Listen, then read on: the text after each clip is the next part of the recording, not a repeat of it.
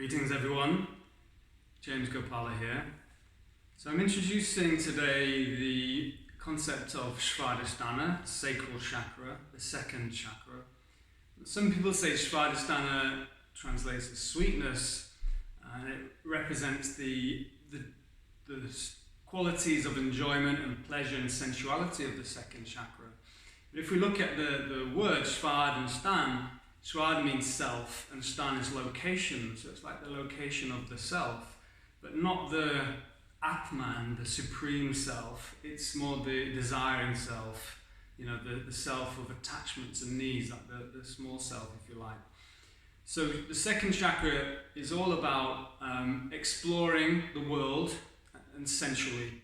The first chakra is about stability and survival, and when a baby says 0 to 6 months, it's just about feeding and survival. And then when it starts to get a little bit older, 6 months to 2 years, it wants to start to explore its surroundings and start to interact with the world. And that's what the second chakra is all about. It's about how we interact with other people, how we interact with the world, and all the different emotions that can present themselves through that attachments and aversion. So it's the emotional chakra, it's the water chakra. And so very much about sensual exploration of the world and pleasure and self-gratification, and everything that can come along with that, whether it be positive or negative. So it also deals with addictions, but also repression, suppression. So again, the second chakra, I'll just show you the image here. It's represented by the moon, the crescent moon, and the moon influences the waters of the body. So it's the water chakra, the waters of the body primarily found in this pelvic region. It's the pelvic lumbar hip region is the second chakra. And the moon influences, again, we have the bladder, we have the reproductive fluids. And again, the menstrual cycle is kind of obviously managed and determined by the cycles of the moon. So the moon is, and that's obviously the menstrual cycle then is related to the emotional cycle. So it's tied in with the emotions, the moon, the fluctuations of emotions, and as we're saying, it's about that sensual exploration of the world. And movement is a big part of that, and the hips are very important in movement, but also the knees. So it relates to the knees, the hips, and how we can move freely, or are we quite rigid and kind of stuck in our movement. So you have the Bij mantra VAM, V-A-M, so you can use mantra, use sound to activate the sacral chakra.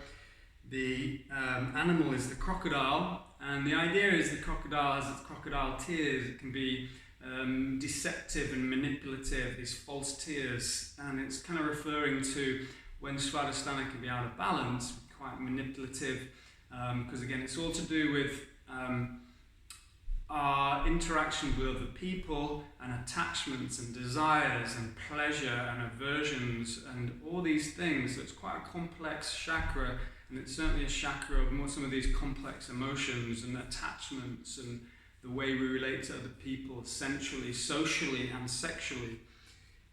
6 petals.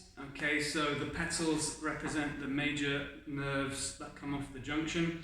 So the situation on the spine, so on the back of the body, is about here, where the nerve junction is. So that's why Reiki healers often will have their hands a little bit higher up the spine. But in the East, we would think of it the Chakram, which is the physical component of the energetic chakra. Here would be the penis, the clitoris. So it's further down here, obviously in the central region, but the nerves essentially feed into, from this part of the spine, feed into the hips and reproductive organs and this whole lumbar spine region. So the second chakra, the challenge is to enjoy ourselves, of course, and the ability to enjoy ourselves directly relates to how creative, how expressionate, how healthily we express our emotions, how we move and flow through life.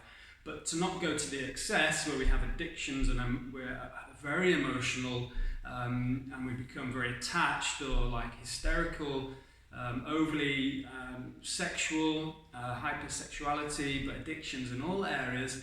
And then the flip side is that rigid, stiff, like cold, inability to really express oneself emotionally, sexually, sensually, issues with socializing, because again, it's how we relate to the outside world, how we relate to other people, both socially, sensually, sexually. It's a complex chakra. They say this is where our past life stuff comes up. And obviously sex is such a taboo that even sort of talking about sex makes people feel uncomfortable. But that's a lot of that is the religion and the way we've been made to feel guilt, and in that sense guilt is and addictions are the demons of the second chakra. But there's a reason why sexuality has been demonized, is because we have so much power in sexual energy, and the point of yoga is to draw the sexual energy up the spine to the crown, and it turns into what's called ojas, and that's spiritual power. So working with the sexual energy through tantra, through the bandhas, drawing the energy up is very, very, very important part of yoga, and that's when we get those Kundalini awakenings. So to work with the sacral chakra, again, I'm going to refer to the Eastern Body, Western Mind book, which is phenomenal. Again, I've kind of briefly gone through some of the deficiencies and when it's excessive. Any issues with the pelvic, lumbar, hip region, lower back issues, hip issues, reproductive organ issues, bladder issues, and knee issues relating to the second chakra. Healing practices and movement therapy. So again, it's about movement and flow, emotional release or containment as appropriate, inner child work, boundary work, 12-step programs for addictions, assigning healthy pleasures, develop sensate intelligence. So again, it's all about boundaries. We don't want to be too open, we don't want to be too closed, but certainly working through the emotional states, becoming free and liberated sexually, emotionally, through movement. Again, it's all related. And yeah, really, really important chakra. Again, probably the most challenging chakra, partly due to so much taboo around sex, and certainly if you come from a religious background, religious upbringing, parents, then you have the shame and the guilt, and getting through all of that is very, very important, having a healthy relationship to sexuality. So just some affirmations. I deserve pleasure in my life. I absorb information from my feelings. I embrace and celebrate my sexuality. My sexuality is sacred. I move easily and effortlessly. Life is pleasurable. So again, about enjoying ourselves. We have our foundations built, our security built from the root chakra. We feel secure, we feel safe. Now it's about exploring the world, enjoying the world, enjoying the pleasures of life, but not getting too attached, not closing ourselves off to that, and keeping that vitality, that creativity, that juice, that exuberance for life and enjoying life. So in yoga, we do a lot of work around the hips to open and close the hips, a lot of glute work, inner thigh work, strengthening, helping to realign the pelvis. Again, it's always strength and flexibility, and that if you manipulate the hips, it's going to stabilize the lower back. So yeah, equally strength and flexibility is important. Pilates, we tend to work more on the strength side, and yoga, we tend to work more on the flexibility side, but not always. There's definitely crossover there. So yeah, I'm doing my chakra flow classes,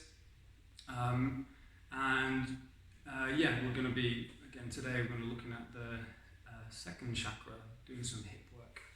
Great, so I hope everyone is well and feeling juicy and feeling creative and feeling connected and expressionate with their emotions, and